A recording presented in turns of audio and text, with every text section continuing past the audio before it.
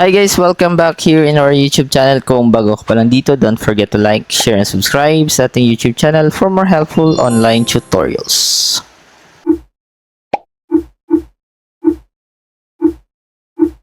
Okay, so for today's video, ituturo ko sa inyo kung paano mag-time deposit sa GoTime Bank. Kung first time nyo pa mag-time deposit dito sa GoTime Bank, make sure to watch the video till the end para iwas problem po sa pag-deposit ng pera dito sa GoTime Bank.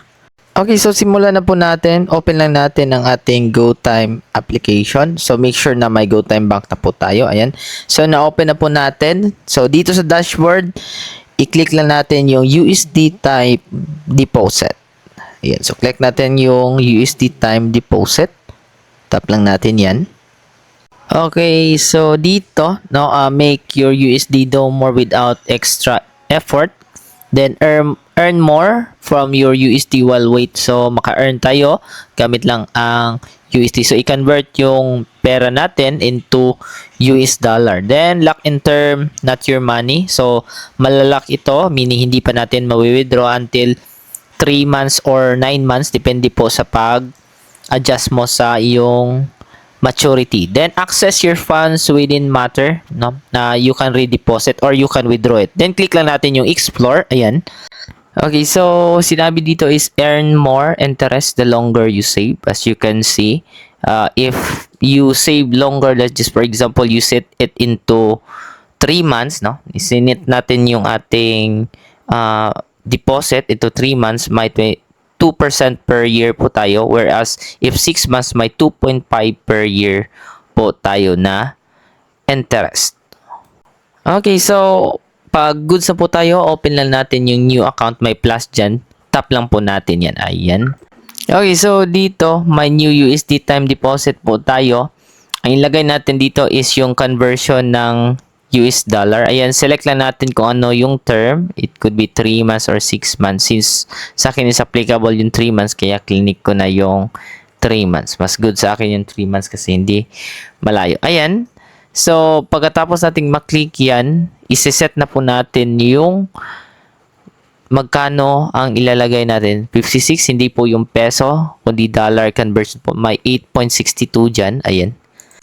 Okay, so click nyo lang yung edit pag mag-change kayo na to 6 months. Ayan. So, gusto po yan. Ang interest earning natin is $0.4 sa 8.62 natin. So, ipapakita ko sa inyo yung calculation mamaya. Then, if okay na po tayo, click lang natin yung next. Ayan. Then, dito, move the balance to a new time deposit if gusto nyong i-deposit ulit yung balance nyo sa next year. If payout to time deposit, mababalik iyan sa iyong balance, yung ginamit mo na time deposit at makonvert agad. So, dito, you have to create name lang po.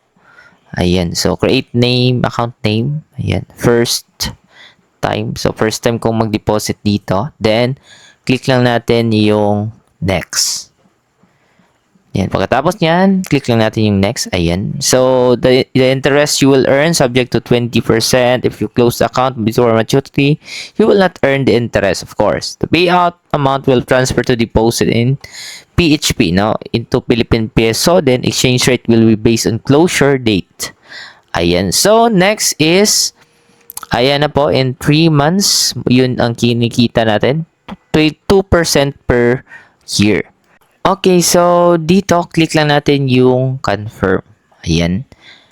So, after nyan, okay, so wait, medyo loading pa po. Wait lang natin mag-load. Ayan, so we've opened your USD time deposit. Ayan, so it's 2% lang po, no? So, got it lang po natin. Click lang natin yung got it. So, naka-time deposit na po tayo for 3 months dito sa GoTime Bank. Okay, so sa $8 natin may 0.4 lang, or sa 500 pesos natin na balance may 0.4 lang po na interest. So let's check if magkano yung interest natin sa 0.4 sa 500. Okay, so let's type na po 0.4 times 60. Try natin 60 now. $1 is equivalent to 60 pesos. Ayan. 2 pesos lang po yung kikitain natin sa 500. Ayan, so ganun po siya kaliit ang interest na makukuha natin. Okay, so this time, let's check kung magkano ang kikitain natin sa every deposit natin. Now, 2% lang po every 3 months. Try natin. So, 2%. Ayan, 2% lang po yung kikitain natin. So, 2 divided by 12. So, per year kasi yung so, ayan, i-divide natin do 12 na may 0.6 tayo times 3 kasi 3 months kasi yung 2%.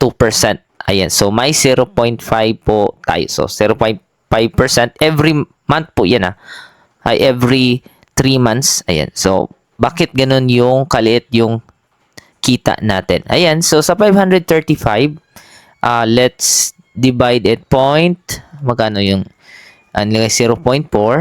Ayan. No, not divide. It's, no. Mali. Times po yun, times. Let's multiple it for 0.5 times 5. Ayan. So, yan ang kinita natin. 2.6 pesos lang po. No? Ganun siya ka-liit. Kasi 0.5 every month. Every 3 months kasi. Ayan. So, i-divide natin in 3. So, every month, may kikitain tayo na 0.8. No? Ganun siya ka-liit. How about po kung 1 million? No? Try na. 100,000. Sige. 100,000. Try natin. So, 0.5. In 3 months, may 500 lang po kayong kikitain sa time deposit na yan. How about, try natin 1 million. Ayan. So, 1 million. Try natin i-check. Add natin ng 0. So, may 5,000 po tayo.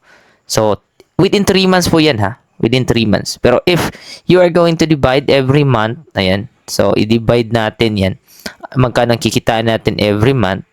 Ayan. So, may 1,666 lang po tayong kikitain every month. So, ganun po yung process nila sa pag-compute ng time deposit. Thank you po sa panonood and hopefully you like our video for today. And please do like, share, and subscribe sa ating YouTube channel for more helpful online tutorials. Thank you and see you on my next video.